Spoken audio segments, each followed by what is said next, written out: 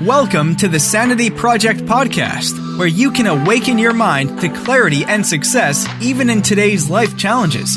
We're here to provide insights and solutions that will help you live a sane, healthy, and prosperous life.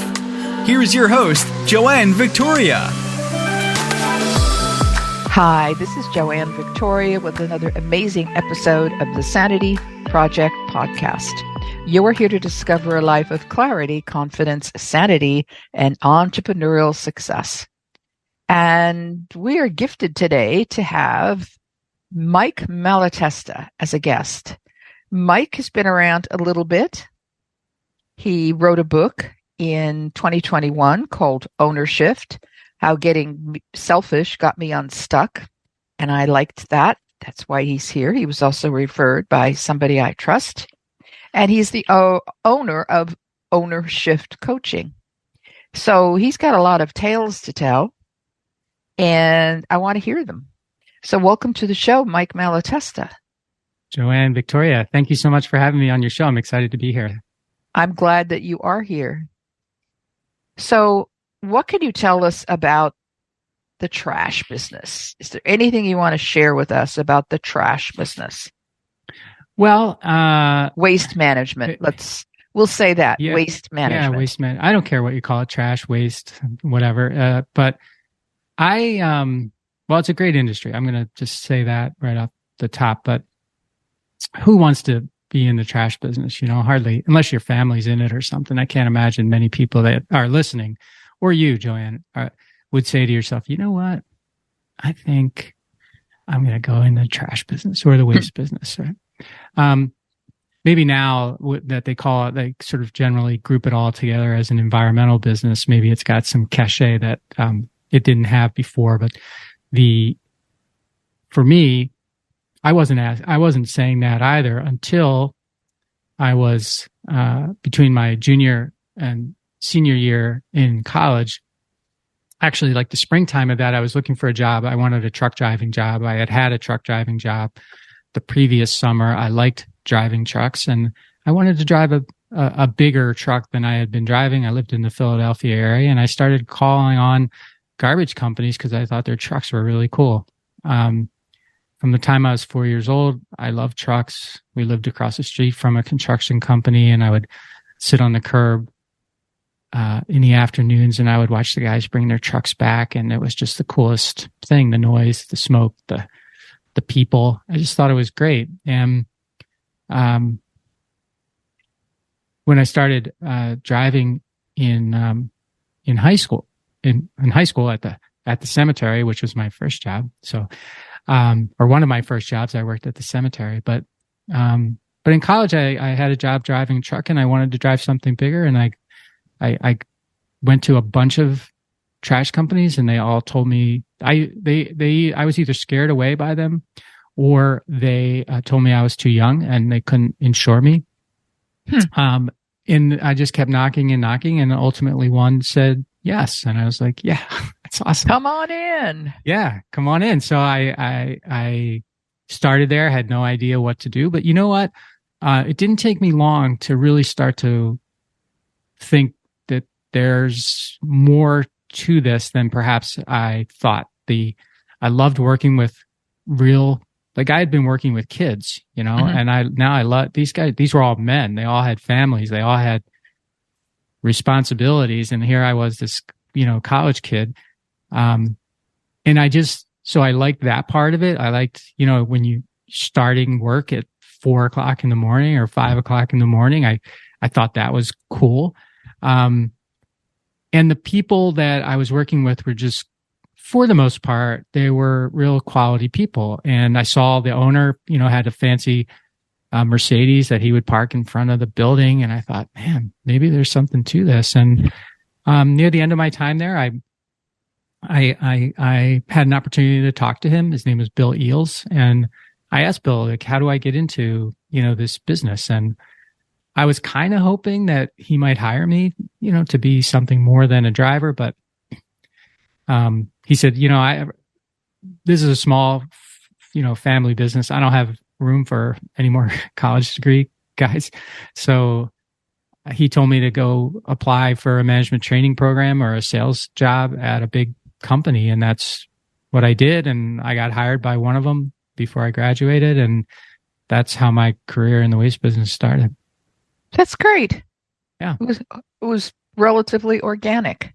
Yeah, it was. Based on something you wanted to do, which was drive a truck. That's right. Yeah.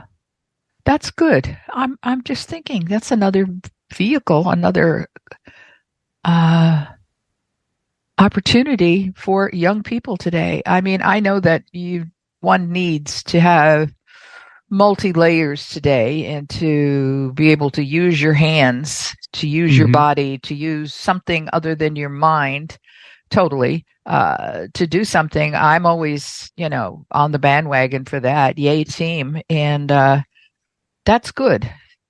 So the word shift coaching has a multi-layered meaning, doesn't it?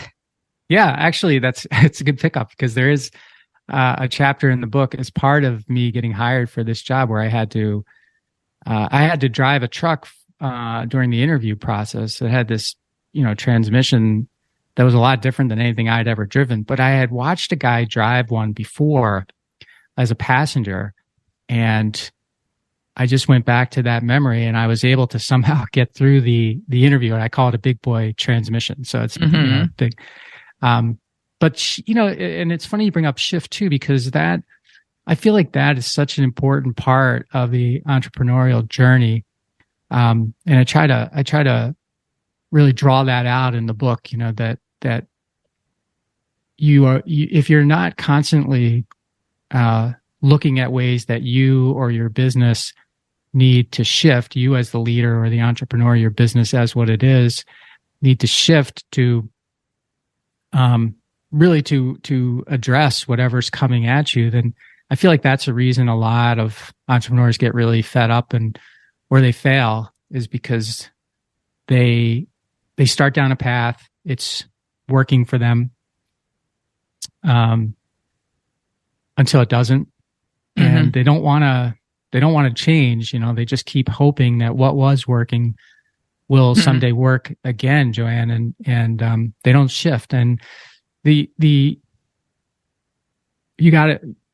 have to be shifting. And there's now it's like very popular for the word pivot to be used. I'm sure you've heard that used a ton. You got to pivot your business, you got to pivot this. And I just go for the beginning of the alphabet.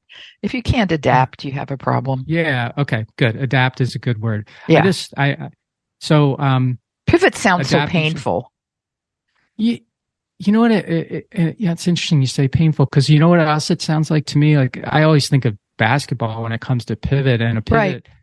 You basically don't move anywhere. You just move around in a circle. Right. What's the point? It's like a shift, or a shift means you actually move. Correct. You're not in the same spot anymore. And so that's the distinction I try to draw between the two things. Good. I like adapt, of course, adapt. Yeah. Yeah. I tell my people a similar thing. If you can't adapt and move left, right, up, down, back and forth, you don't deserve to be an entrepreneur. And I pretty much say that in those words because I'm rather blunt. Yeah. Well, why not? I know. They don't know the truth. That's it. Mm-hmm. But I think if they can't adapt, things change, and that's what a leader is supposed to be able to do. Things change, and you have to get off your butt and change. Right. So go ahead. I was just going to say, before the change changes you. Yes. Well, you want to be in charge of your life as much as you can be. Right. I'm in charge, but then again, no, you're not, because you got the government and everything else on top of you first, I should say first, and then you come in fourth or fifth. So talk to me about the mistakes that you might have made when you owned your first waste management company. Yeah, well, or maybe you didn't make any. Yeah. Let's just go with that. Yeah, okay. All right. So I was just going, wait a minute, maybe he didn't make any. And No, maybe there's gosh. somebody else that you've coached who has made, a terrible mistake in some regard that we could talk about. No, one of the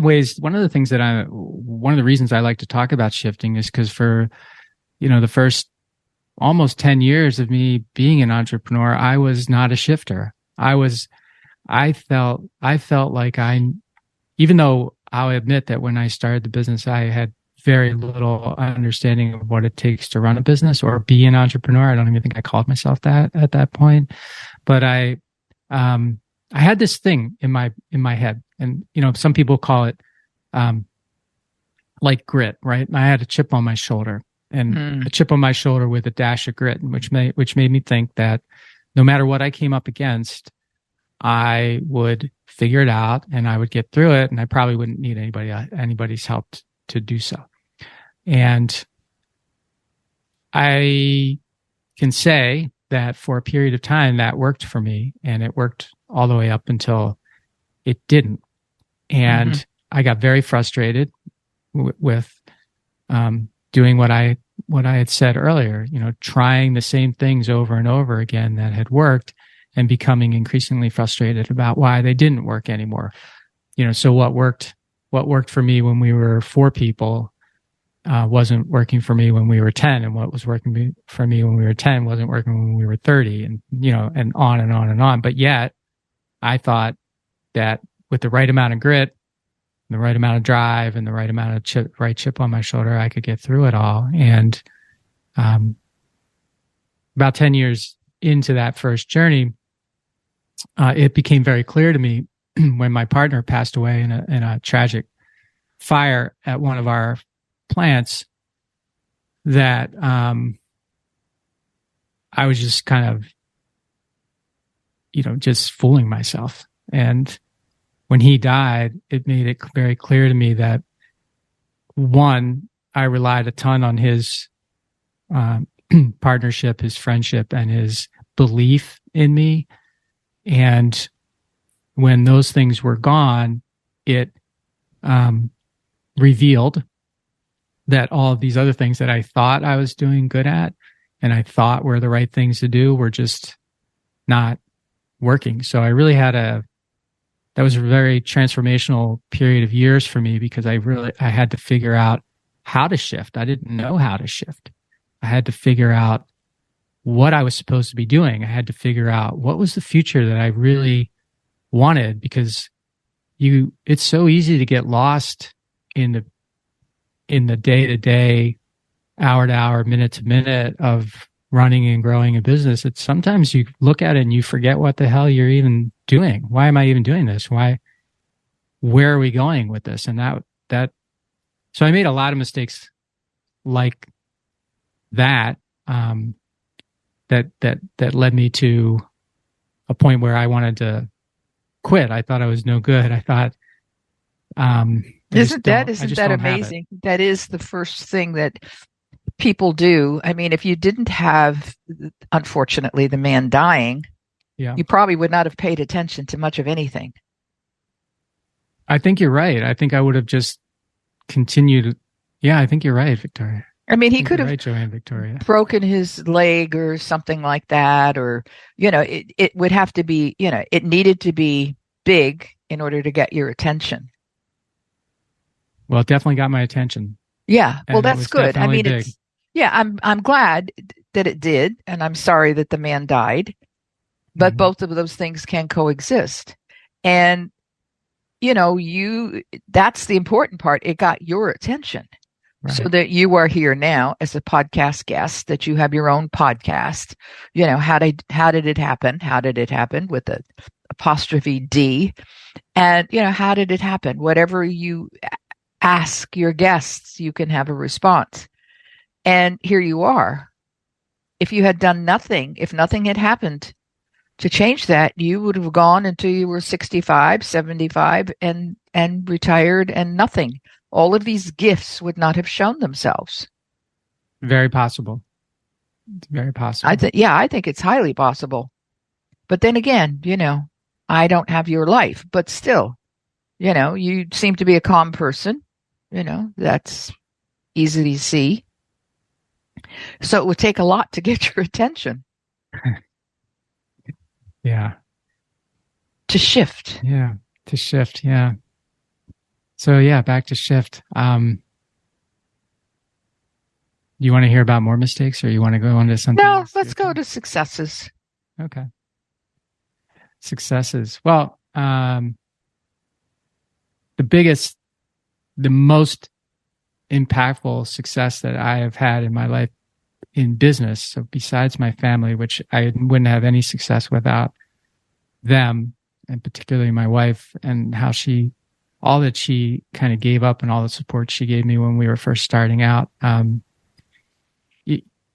Without that, you're screwed. Mm-hmm. So I was very fortunate to have that. But the thing that's most remarkable about my career, I think, is that I've just been so fortunate to have people walk into my life who have, things that they bring to the table that I don't have, didn't have, may never have. And for whatever reason, they believe in me, they believe in the mission, they believe in themselves, whatever it is that they join. And, I get the benefit of just, the multiplication of 1 + 1 = 3 or whatever it is. Cause and it's hard to explain. Everybody has this in their life where they're like, how the heck did I attract this person to, but man, oh man, I've been so fortunate that way. And that's really the secret to any success that I've had, is the people that have come along and wanted to join. Well, you were blessed. I will say that. And, we could call it luck. We could call it a lot of things, but I think you were blessed because I think you put in your time, so to speak, and it was time for you to move forward. And this is, and God sent you the people you needed, aside from your family. Yeah. Along with. Yeah. Yeah, that's a good way to look at it. Well, I like to look at it that way because it makes more sense than anything else. I mean, your partner did not die in vain. I hope not. I like to believe he did not. Yeah. And this, if we, a very objective point of view, but this is, him. This is him giving you what you needed. I get a little weird sometimes, but it's coming out. But this is what you needed. And whatever his name was, Butch? Yeah. Okay, so he, sent you these people. Or they were sent to you by a third party, God, or or something, in lieu of, to help you expand your spirit, your head, to accept the possibilities of what you would do in your future. At that time, it was your future. Write a book, become a coach, help others, do all these strange little things. And you seem to be very organized on top of that. So there was a space for something to come in. Are you organized? You are. I like to think I am. Well, you can say you are. Okay. I am. You're old enough to say you like that. I am organized. There we go. More things will happen with you now. But it's interesting how, that is my ideal story, that, Butch came down, or Butch said he needs help. I got to help him. God help me, help him. And God said, fine, okay. Whoever your God is. But, I'll send him all of these people. He'll be very happy. He won't be stressed. He's just got to look at it as a gift. Okay. And that's what you're doing. And if you hadn't experienced that, whatever you say that you happened, you you had that experience, because, I've lived in their shoes, and you've been through all sorts of things. You've lived in their shoes. So you knew when they came to be with you, who they would represent, what they would represent in your business. I like your explanation. That's a good one. Okay. You can keep it. I'll take it. I'll let you take it. Thank you, Joanne. Because I think it's, sometimes when you're very intelligent and you don't know what you're doing, it's like, okay, I'm fine. Oops, I need some help.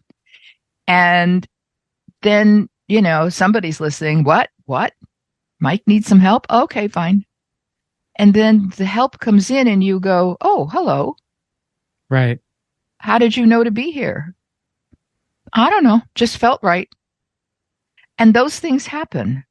Yeah. And we have to pay attention to them because, first of all, that you're blessed. It's really important to know that, because that comes from everywhere. And I think that you are. And you certainly look as though you deserve it. I mean, you're not a psychopath, so you're fine. You're not a narcissist, so you're fine. Those two are really hard to deal with. And then we go forward helping people, and that's what you're doing. Right. Well, thank you for analyzing you. Yeah. Well, and thank you for not lumping me, or thank you for carving me out of the psychopath Masses. and narcissist. Yes. Thank you so much. Oh God, yes. Yeah. No, that's just my experience of you so far. And then when did you start the podcast? How did it happen? 2018. Okay. 2018. And similar to your path, I thought I would really spend more time writing. This was before the book, but I thought, I got a blog and I started writing, and then, it took me a long time. Like, it took a long time to write something that I thought was good, Joanne. And then I was like, nobody really cares. Probably. So why don't I try something else? And I had been listening to podcasts for a short period of time at that point, and I thought, well, if nothing else, this will challenge me to do something new, and it'll satisfy my curiosity at the same time. And you know what? I'm going to get a chance to talk to some really interesting people in a way that I probably wouldn't be able to talk to them otherwise. And that's why I got into it, and that's why I'm still doing it. Good. Yeah, I used to, back in 2018, which sounds like yesterday, but it wasn't. I was writing these long articles and I was enjoying it for a while. And then I started every day, and I would write ahead, whatever I needed to do. And then I don't like this anymore. So when I started doing the 1 day a week, and people go, oh, you have to do it every day. No, I don't have to do what everybody else does. I want to do what works for me. And I would write small articles, and I still only write small articles, anywhere between 200 and 250 words. Oh, okay. And that's bite size. Yes. Well, they don't look bite-sized when they're published. I mean, it's like a thought, but I just take the thought to the end. That's it. Okay. And I do that today, and people like them because people don't. More writers should take their thoughts to an end. Truthfully. Right. Right. Yeah. What do they say? The hardest part about writing is to use the fewest number of words you need to. Yes. So when I'm writing something with that, and I don't even count the words, it just works out that way because I had a mindset that I wanted to write small articles. And people don't have time to read long articles.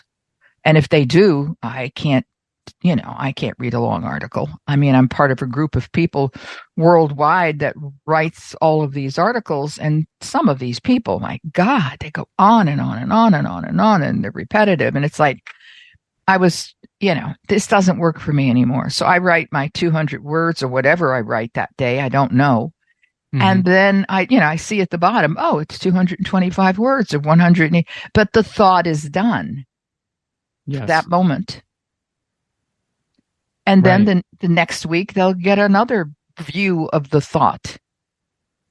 So it's really interesting. And if you want to write anything other than you're busy now, but There are other opportunities. Other opportunities. So, how can people find you, Mike Malatesta? Well, they can take my name, put it in the URL search box, and it's malatesta.com. And that takes you to my website, and everything about me pretty much is there. My podcast is there. You can sign up or subscribe to that. My book is there. You can get a free chapter of the book. You can buy the book. And my coaching program is there too. And you can check that out and you can interact with me. And then my newsletter is there as well. And you can sign up for my newsletter if that interests you. But MikeMalatesta.com is the place to go. There we go, people. MikeMalatesta.com. Malatesta. What does that mean? It means bad head or headache. Right. Mm-hmm. Oh, you probably get that because you think too much. You've given me too much credit. Oh, okay. I forgot you're a guy. That's too funny. Okay, MikeMalatesta.com, not Michael.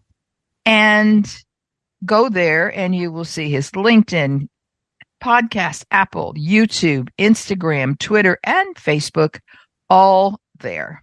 I want to thank Mike for being here today because I know he's busy. I know he's working on his How Did It Happen podcast, and I listened to his most recent one, and it's very interesting. And he's got a lot of methods to you could listen to it or you can read it. That's all I'm going to say. You go check it out, MikeMalatesta.com. And I want to thank Mike for being here today. It's been very interesting and rewarding. And thank you, Mike. It's my pleasure. I'm really glad to have had this opportunity to meet and chat with you, Joanne. Thank you so much. Thank you. Bye-bye. I hope you enjoyed this episode of the Sanity Project podcast. Please go to AskJoanneVictoria.com to listen to more podcasts. Check out Joanne's coaching programs and get a free copy of her report, 5 Steps to Achieve Life-Work Harmony. That's AskJoanneVictoria.com. Take care, and thanks for being here.